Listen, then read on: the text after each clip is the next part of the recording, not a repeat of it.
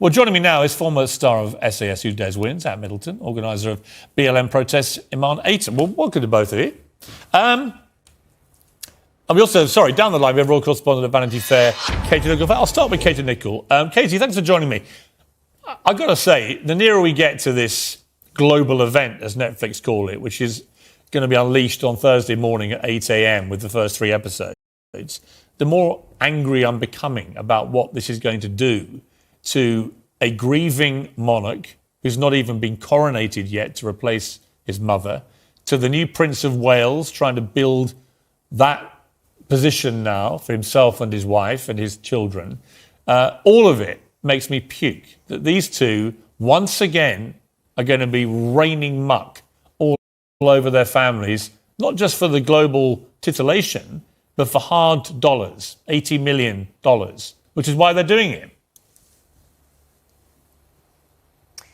Absolutely, and I can only imagine for the King, for the Prince of Wales, I mean, they must just have their heads in their hands, exasperated, frustrated, hurt, betrayed, angry, all words that I've been told are the feelings behind closed doors at the palace. Who knows whether they're going to be tuning in when the first 3 episodes of this docuseries drop on Thursday. I suspect the royal lawyers will be watching very closely. I'm sure the courtiers will be watching closely, particularly those who claim they were bullied by Meghan, the Duchess of Sussex. And I think the problem with all of this is so clearly highlighted in those very controversial trailers is it is so partisan, it is so one-sided, and I suspect we'll come away saying exactly what we said after the Oprah interview. Well, where were the counter questions? Where are the tabloid editors who can put another side of the argument across? They say they want to put across their truth, but is it the truth?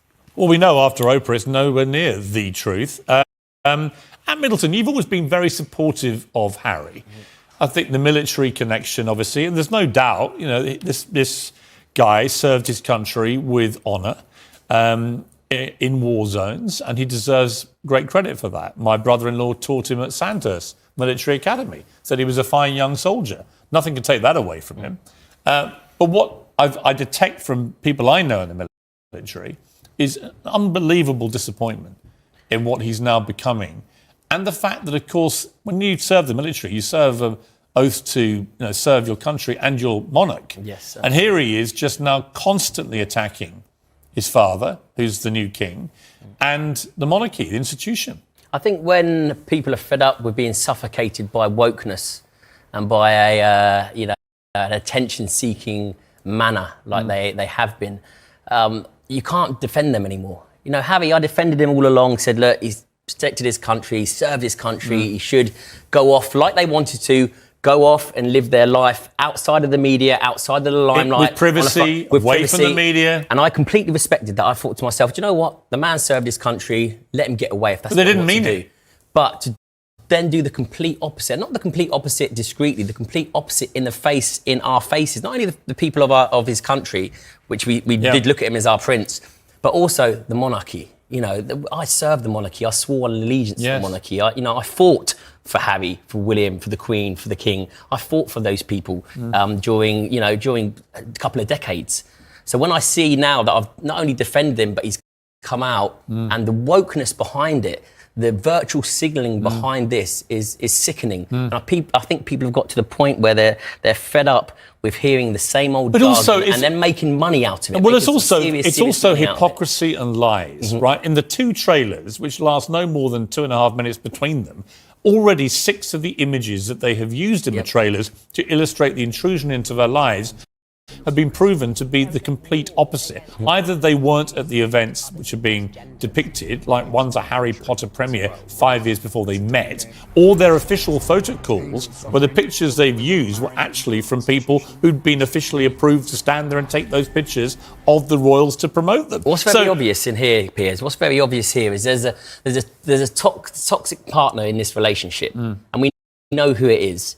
you know, Harry is not the person that he is now. When you look at the two differences of what we know him as and to what I'm not. Okay, so let me just... Well, hang on. Can I just cut in? Because I'm listening to you. You're bashing this woman in front of me, and I'm not going to tolerate it. I'm going to come to you. You are. She, by the way, is unloading a load of manure all over her family in the next 48 hours. So we'll come to you.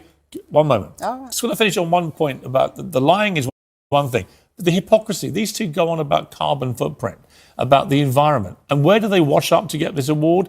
In another private plane. I mean, to me, again, they say one thing, they preach one thing, but they do the complete opposite. Right, the stage is yours. Thank you. Give me one good reason why we shouldn't be feeling this way about these two. Okay, you know what? I'm going to start with the first point, because I've had to listen to a load of people vilify this woman all day, every day, and you know what? I'm fed up with it. So, first point, okay? So, the commercialisation of the rift within the royal family is a byproduct, okay? A byproduct of the institution's failure to be anti-racist and cooperative, which has ultimately led to a series of savvy business deals and strategic manoeuvres on their part in order to ensure the safety and security of their family. What you both fail to understand. Secondly, institutionalised racism, when pertaining to institutionalised racism, when an individual needs help, try to seek help and realise that there is no one to turn to, what you'll often find, and you should know this as a journalist, what you often find is that person will seek solace in the media and press outlets hold on a second, hold on, in an attempt to garner support, build awareness, understanding and inspire action. And all of these typical circumstances would be perfectly okay, but for some reason, it's not with this. But we don't disagree with that. We don't disagree with that. In any normal circumstances, this would be okay. But hold on a second. It's not for this particular couple. Now, hold on. Let's just bear that in mind. Well, I want to ask you one thing about what you just said. Okay. Where is the evidence that she went to people at the palace and they refused to give her help? Who were these people? Nearly 2 years later, we still don't have any names. Okay. Nothing. Right, so you're holding on to the fact that she won't give names, and I've already told you that. I think she's a liar. Hold on a second. Right, I think she's a barefaced liar. So you're liar. categorically saying that she's a liar. Yes. But right, so let me just say this. Firstly, she said her son hadn't been made a... She said, well, I'm going to say why I call her a liar. She said to Oprah Winfrey her son had not been made a prince because of his skin colour. Absolute lie. Okay, so this is what... Okay, the lie. By virtue of the fact that you've come out with that opinion or thought, shows me that you have a very rudimentary understanding of racism. So let me break it down to both of you, okay? That's just a fact. Hold on a second. No, hold on a second. Hold on a second. No. Go on. Tell me about racism. The institution, okay, the reason why institutions are able to perpetuate racism is because they rely heavily on covert racism, which is hard to prove, therefore it thrives. Let me just break it down some more because you clearly don't understand. Covert racism is racial prejudice that is subtle and discreet and often disguised and rationalised with an alternative explanation. So I'll give you an example. Hold on, I'll give you an example. I'll give you an example. I will give you an example. If I saw that openly, I would jump in and I would say, that is not right. 100%. I think any normal person would do that. What do you mean, what's not right? What's not right? Racism, full stop. It should be stamped out. Absolutely. But you don't even understand it. By virtue of the fact that you're saying that, you clearly don't understand it. I do understand racism. You don't understand. Absolutely I do. You clearly don't understand. If someone being judged by the colour of their skin and being... I understand one thing. So how is it perpetuated within an institution? You're telling me you understand racism. How is it perpetuated within an institution? But you're getting into the nitty-gritty of things now. Nitty-gritty? Hold on a second. You've just said you understand racism. Answer the question. How is it perpetuated within an institution? Excuse me, time out. My show. Your show. Here's my point. My point about Meghan and Harry. They say all this stuff without producing any evidence. And you wouldn't let me finish. But you wouldn't let me finish. I've already just explained to you. Covert racism is racial prejudice that is subtle and discreet. But you have to prove it. Now, hold on a second. No, but this is the issue. You can't say my son wasn't made a prince because of his skin colour. Let me explain. This is what I'm trying to explain to you, and you won't let me finish. So let me finish, and you'll be able to raise your point, okay? So, racial prejudice that is subtle and discreet. It's called covert racism. Okay, hold on, listen. Just listen. Because you're not. You're not understanding. You're not understanding. No, Piers, you're not understanding. Because the reality is, I can give you an example. Because clearly you're not getting it. So someone can come along and say, "Oh, I don't like Meghan because she's this, she's that, she's a liar, she's this, she's that." When the reality is, secretly, it's actually due to the fact. Hold on a second. Let me finish.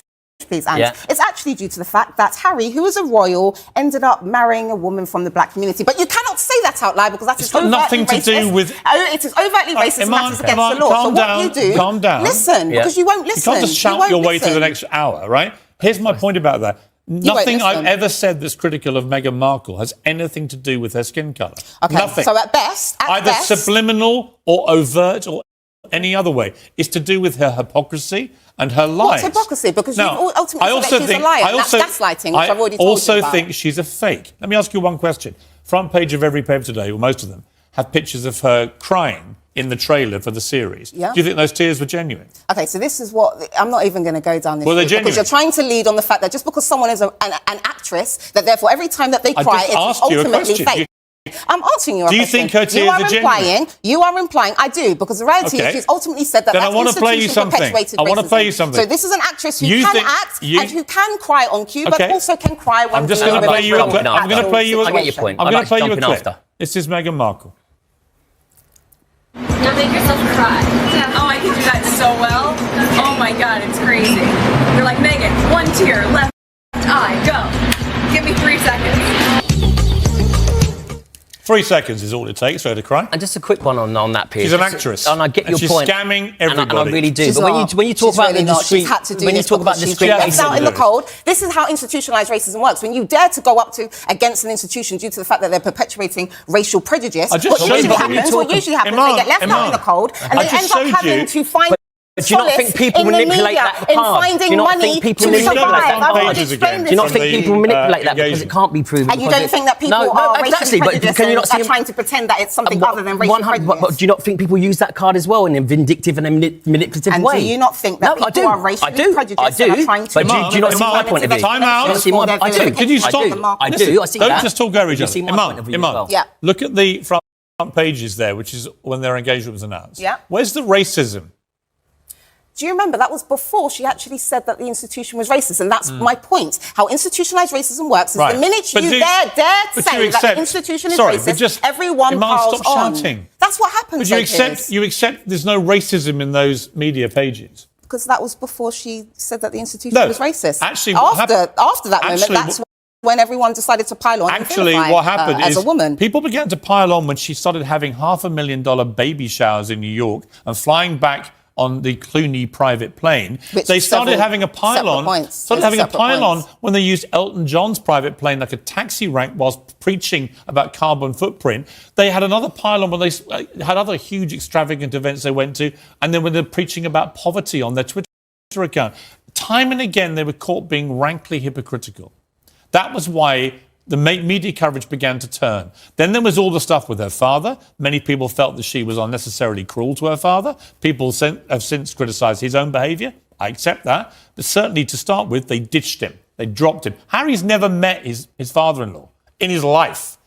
You know, he proposed marriage to this girl knowing what's going to happen and then doesn't do anything to protect the father at all. And so now she's disowned him. What kind of people put compassion on their website, as they do, as being at the centre of their core being, when they live 70 miles away from this guy who has not got long for this world, he's in poor health, all he wants to do is meet his grandchildren, and she won't have anything to do with it? That's not compassionate.